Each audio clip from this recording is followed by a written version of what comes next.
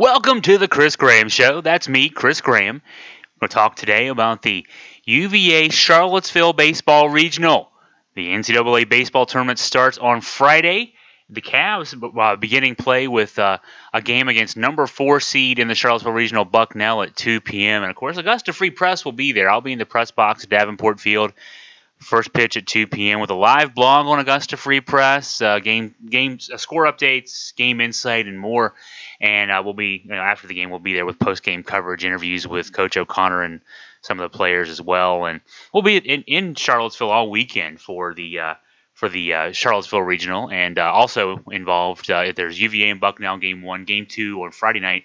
7 o'clock start on ESPNU, number 2 seed Arkansas and number 3 seed Liberty, in a very interesting battle to likely determine who will play Virginia Saturday night. Of course, Virginia's still got to go out and win that game against Bucknell Friday afternoon. So we're going to break the regional down for you here on this show and give you a little bit of insight into UVA Bucknell and more.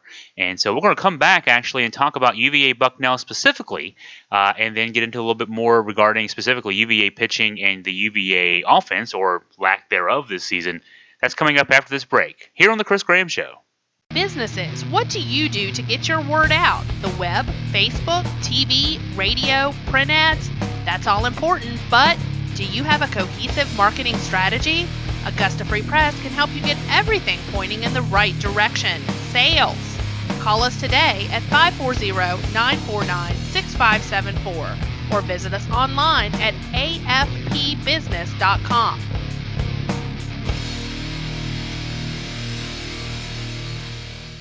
Virginia starts with Bucknell, and that game Friday at 2 o'clock. And again, here on Augusta Free Press, you can join us for score updates. We'll also be posting those to Facebook, try to get you involved in our blog a little bit, but let you know about how that game is going. 2 o'clock start.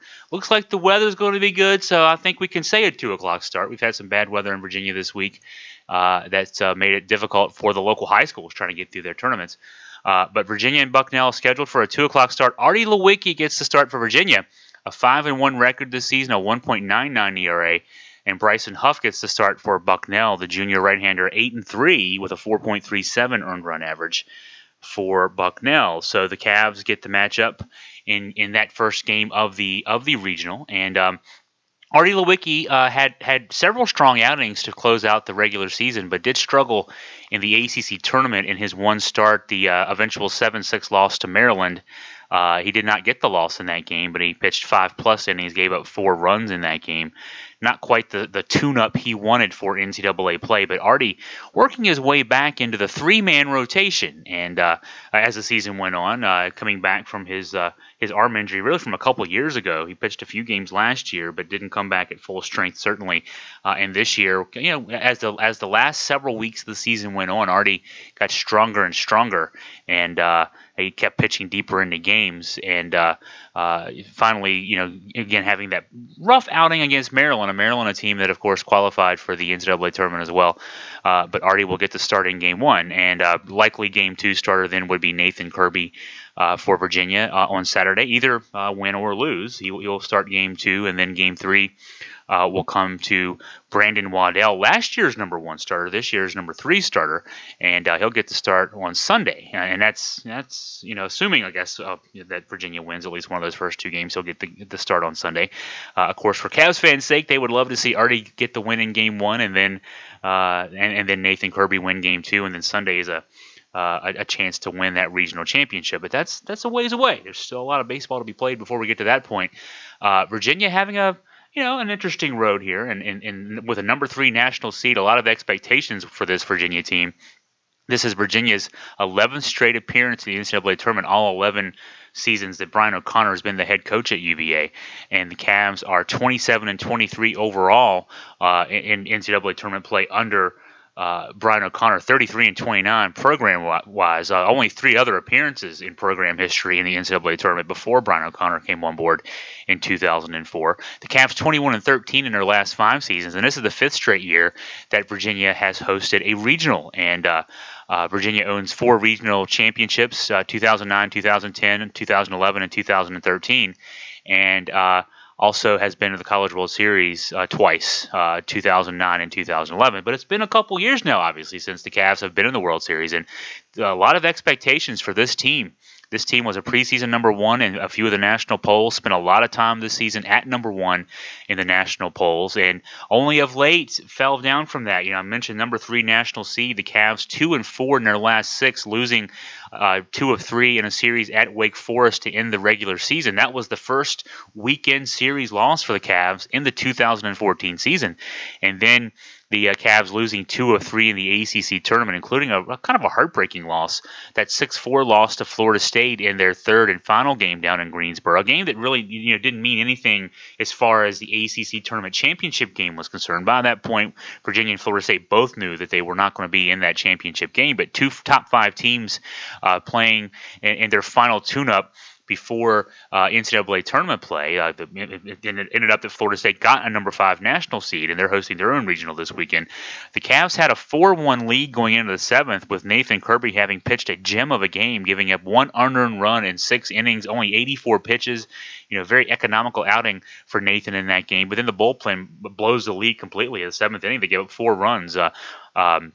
Josh Jabor's taking the loss, but Connor Jones giving up a couple of walks to lead that inning off, and really putting Virginia in a hole that inning. So, that's a question mark going into regional play this weekend. The Cavs' middle relief, a big issue the last couple of weeks. The bullpen giving up 17 runs in their last 16 plus innings of work in the last 2 weekends, and the middle relief has been really an issue for the Cavs the last couple of weeks. So we'll talk more about the pitching coming up in a future segment, but that is a concern. And Virginia gets quality starting pitching. You've got Lewicki 5-1.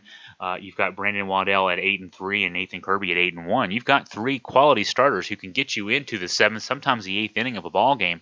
But that middle relief, that 7th and 8th inning relief, that is going to, likely be necessary at least once, maybe twice this weekend if the Cavs look to advance to Super Regional play. It's going to be tough, to see, those guys get some outs. I think really a key reason that Brian O'Connor lifted Kirby after the 6th inning last week against Florida State in that Saturday night game in the ACC tournament, with only 84 pitches having been thrown, was because he wanted to test that middle relief that has been having some issues, Connor Jones in particular, and they didn't pass that test. So that'll be a question mark heading into Friday and then through the weekend for the Cavs.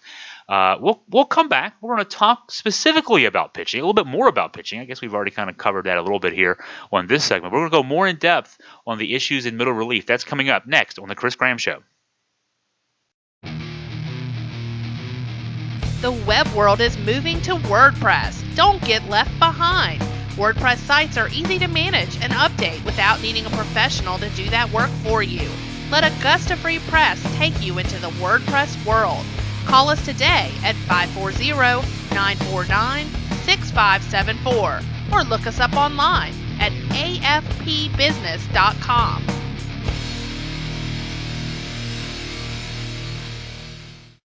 I actually was a bit generous with my numbers in an earlier segment. I said 17 earned runs and 16 plus innings. Actually, it's been 17 earned runs in their last 15 2/3 innings of relief for the UVA bullpen as a whole in the last 2 weeks, when the Cavs have stumbled down the stretch to a 2-4 record. Losses, in series to Wake Forest, and then losing 2 of 3 at the ACC championship. And a lot of that has been hung on the bullpen. The Cavs had a 5-2 lead in Game 1 of that series at Wake Forest in the 9th inning. Whit Mayberry on the mound, and then eventually replaced by the closer, Nick Howard, and they could not hold that lead. Lost the game 6-5 and 10, and that's what started this rough stretch.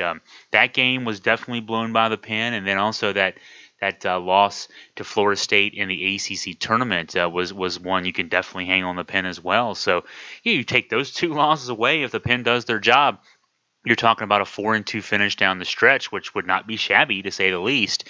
And maybe the Cavs go from a number 3 national seed to number 2 or even number 1. But that being the case, it is what it is. The Cavs have an issue in their middle relief, and it's going to be interesting to see how Brian O'Connor plays it. He said after the Florida State game, which was blown in the seventh inning by Connor Jones and Josh Spores, who had started most of the season, but last year was a gem of a pitcher coming in the seventh and eighth innings, 3-0 record, 1.98 ERA, coming out of the pen as a freshman in 2013. Spores starting most of the season, but being pushed back into that setup man role as Artie Lewicki emerges again as a starting pitcher for the Cavs rotation.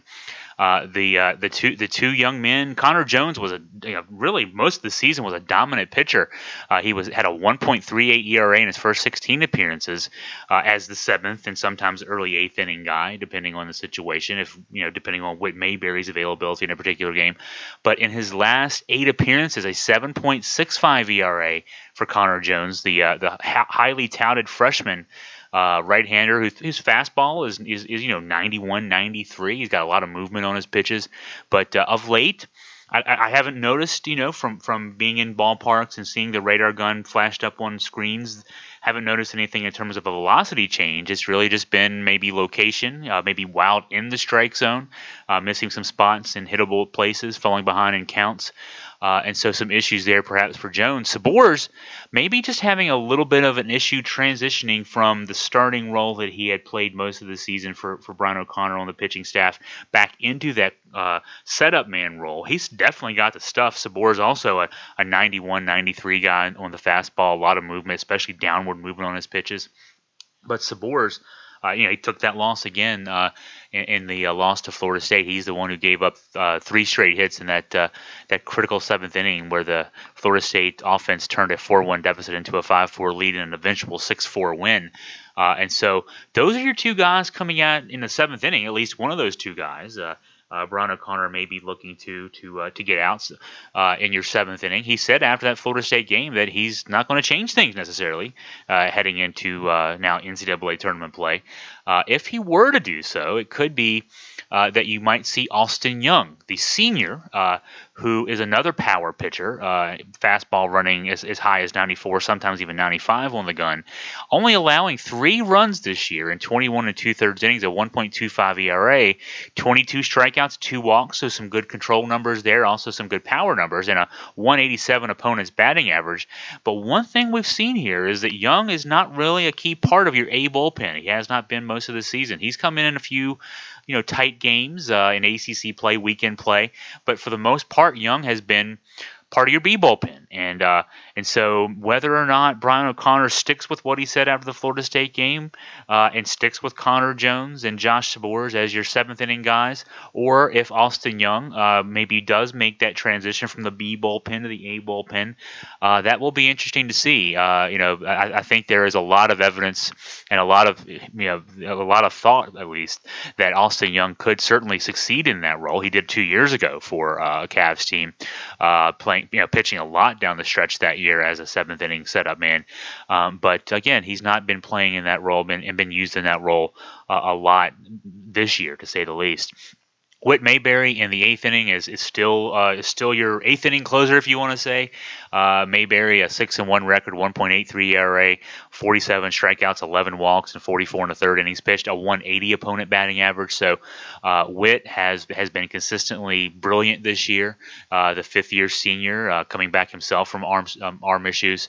And Mayberry has been solid and has been solid down the stretch as well. He's been solid all year long. Closer Nick Howard, maybe some issues. He did blow that save and take the loss in the Wake Forest opener a couple of weeks ago now. His ERA now over 2.22 effectively. But of course, Howard is when Howard is on, he may be the best closer in college baseball this year. Really emerging after being a spot starter, a weekday starter, and long reliever his first couple of seasons in Charlottesville, and his fastball topping out when he was a starter and long reliever in the low 90s. He would hit 93 or 94 occasionally, but now as a closer, we see him consistently in the 97 range, and a couple of times I've seen that 99 number pop up on scoreboards. And it's not just the speed of the fastball. He's got a a slider that really falls off the table. He can throw it for a strike, and when he gets ahead with a couple of strikes, that slider can really be deadly when it's out of the zone. If he starts it in the zone and lets it dip low and away to right-handed hitters, he can almost be unhittable. Key to him, of course, is getting ahead in the count to be able to use that pitch, but with his power and with his control pretty much most of the season long, Nick Howard has been, the game's best closer this year, certainly the ACC's best closer, 18 saves this year. So the back end of the bullpen with Mayberry and Howard is pretty solid. It's just that, again, that seventh inning, the question about, who gets used, Connor Jones, Josh Sborz, Austin Young, any combination of those three.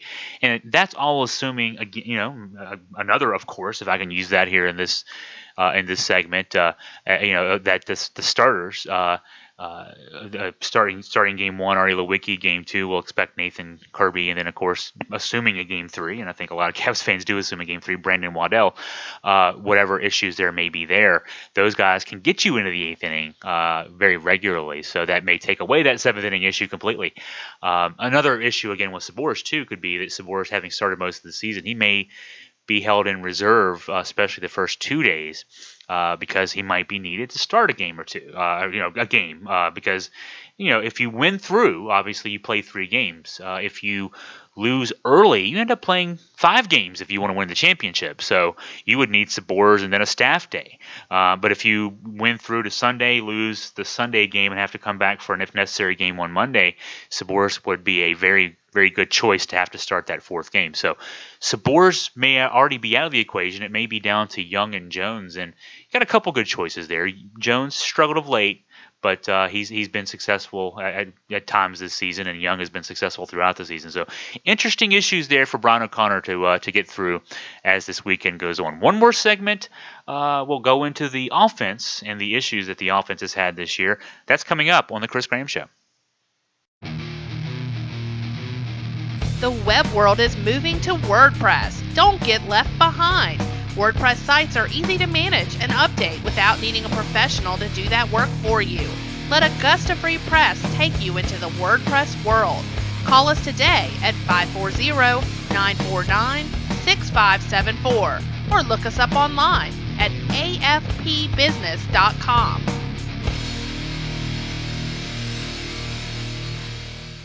If I could tell you what the issues are with the UVA offense in 2014, I probably wouldn't be a radio guy. I'd probably be sitting in a dugout somewhere, but I don't know what's causing the issues. I can just tell you that there are some issues with this offense, which brings pretty much everybody back from the 2013 team that scored 7.9 runs per game, put up numbers, 312 team batting average, 408 team on-base percentage. Let me repeat that, 408 team on-base percentage, and then a 463 team slugging percentage. This year the number's down. You're down 35 points in batting average, down from 312 to 277. You're down from 408 on base to 376. Still not bad, but down 32 points. And then slugging is the biggest thing. 463 in 2013, 384 as a team in 2014. So obviously, there's explanations as for why the team scored 7.9 runs per game last year and is only scoring 5.4 runs per game this year. Now, and this year only one regular with more than 40 starts hitting above 300 for the season, Joe McCarthy, and only, if you want to say at 305, Mike Pappy, just as an example of the production dip, if you want to call it. He is leading the ACC in home runs this year with 10, which is up from his season total of 7 last year, but his averages have dipped from 381 last year, batting average, to 289 this year, almost 100 points. 517 on base last year, 442. I mean, that's not a bad number, 442 on base, to say the least, but still last year, 517. A 619 slugging percentage last year, 487 this year, and that's with those 10 home runs. So Pappy's a guy who struggled this year. Really, he's not the only one, though. Last year, UVA had 10 players who had 176 or more at-bats, hit 284 or better. This year, only 3 guys who have similar data sets, 284 or better average with more than 176 at-bats. So we know that UVA is not scoring runs. Again, we don't know why. I remember as the season was going on, I was explaining away the issue, at least when Derek Fisher was out. He missed 25 games with a broken bone in his wrist, sustained back during the Duke series. And so there was a long stretch of the season that Derek Fisher was not part of the lineup. And you can understand when you have a guy like Fish, a guy who's a projected first-round pick in the upcoming Major League Baseball draft coming up here in a week or two, that when you have him missing, then there's going to be more pressure on the other guys, especially Pappy, to produce, and maybe those guys would press a bit, or teams would just pitch around certain guys and make it more difficult. So that was understandable. Okay, that was a great explanation, except that since Fisher's come back, this team has actually scored less. They've scored 5.4 runs per game overall this season, but only 4.9 runs per game since Fisher returned. So it wasn't the Fisher absence. In fact, Fisher's average has gone down. He's only hitting in the 280s this year. He was hitting 330 before he went down with the injury, and limited data set, 14 games before the injury, but his numbers have gone down. The Cavs, so the Cavs are struggling, and we can't really figure out why. It's the same group as last year again, by and large. You can look at that a couple of ways. You could look at it like, well, for some reason this team has just underperformed mightily all season long, and they'll continue to do so. Or you can say that this team is due, and I know a lot of Cavs fans will root for that latter to be the case, because you've got still, as part of this lineup, you've got Mike Pappy, you've got Derek Fisher, you've got Brandon Cogswell, who I've not mentioned, who was very productive last year and has been less productive this year. You got Kenny Towns, who's been who's also struggled this year. You got Brandon Downs, another guy who's looked at as last year coming out of the end of last season into this season, he was looked at as a possible second or third round pick in the draft. In some drafts, maybe a compensation first round pick. His numbers have gone down dramatically now, attributed to some issues with some issues with a hand issue that has been plaguing him all season long. He's had power, but his average is down in the 210s area.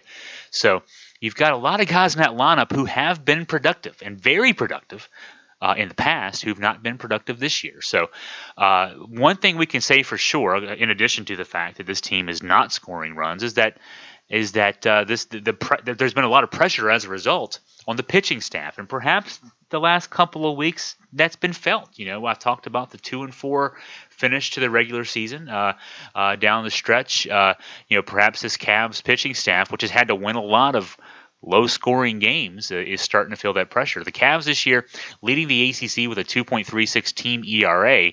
When you factor in unearned runs, they gave up 2.72 runs per game overall. And that's well below the ACC average. ACC average in runs per game was 4.19 runs per game allowed. UVA allowing 1.47 less runs per game than the average ACC team. When you're only scoring 5.4, there's still not a lot of margin for error there. Cavs only scoring 4.5 runs per game in their last 6, that stretch where they went 2-4. That's something that you look at there. The magic number for this Cavs team seems to be 4, and that's in terms of runs. Virginia was just 3-10. This is a remarkable stat that I came up when I was looking at some numbers this week. 3-10 in games in which the opposition scored 4 or more runs. That tells you a couple things. One, only 13 times this year in 57 games did Virginia allow more than 4 or more runs. So that's remarkable. That's a testament to a very consistently brilliant pitching staff. 13 out of 57, 4 or more runs. The average ACC team gives up more than 4 runs per game. That puts that in perspective. But the Cavs just 3-10 in those games. They're not capable, at least to this point, of winning I don't even know if the word slugfest applies to a game in which the opposition scores 4 or more runs. But that's what qualifies this year for a slugfest for Virginia. They can't win games consistently when the opposition scores 4 or more runs. 41-3 in games in which the opponent scored 3 runs or less. So obviously, that's 44 games that we're talking about a subset there. But the magic number's 4. I remember, back in the 90s when Greg Maddux had his 4-year run of absolute brilliance that was Sandy Koufax-like, and he had a stretch where, he had 40 or so straight decisions in which, when his team scored 4 or more runs for him, he won games. That's very similar this year for this Virginia team, but that's not a high barrier, especially when you're talking about a regional this weekend that has a couple of teams in Liberty and Arkansas that can really put runs on the board in some key games. So that's the pressure that this offense and its season long struggles puts up for this UVA baseball team's chances of getting past this regional round and into the super regionals, and of course, a lot of expectations that this team, which started number 1 in the preseason, would get back to Omaha for the third time in the last 5 years. Let's go wrap up our preview of the Charlottesville Regional. A lot of UVA focus, obviously, because that's our focal point. But hopefully, this gets you ready for UVA's appearance in the Charlottesville Regional. The number 1 seeded Cavs in the regional, number 3 national seed overall. They will open up play Friday at 2:00 against Bucknell in a game that will be broadcast on ESPN3. You can listen to it on WINA, and you can follow. Get score updates, stat updates, insights, and more on AugustaFreePress.com. I'll be in the press box at Davenport Field, actually a good bit early in the day on Friday, but we'll be there giving you the latest on the action. Of course, we'll also give you post-game interview with Coach O'Connor, some players, and we'll give you some insights into the UVA Bucknell game after the action's over. So hopefully, from our perspective, we'll be rooting for a UVA win, and then Liberty plays Arkansas at 7:00, and we'll keep you up to date on that and get you ready for the rest of the weekend. Busy weekend in Charlottesville, busy baseball weekend. Great time of year if you're a college baseball fan. Wrap this up here, the Chris Graham Show. Thank you for listening. Go Wahoos!